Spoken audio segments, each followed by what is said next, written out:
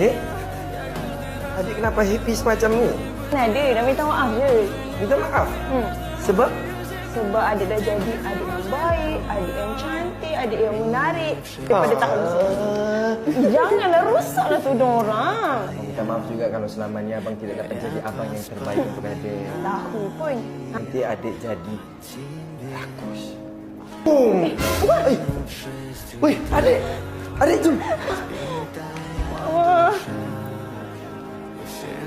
Raya-raya pun dia orang kacau kita, Wah. Hari kemenangan kita pun dia orang ganggu kita bila kita nak tenang. Adik jangan nangis. Kita akan pergi bersama.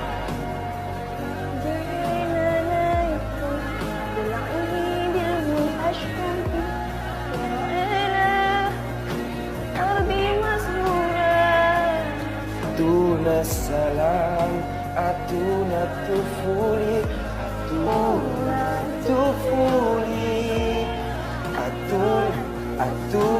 atuna salam.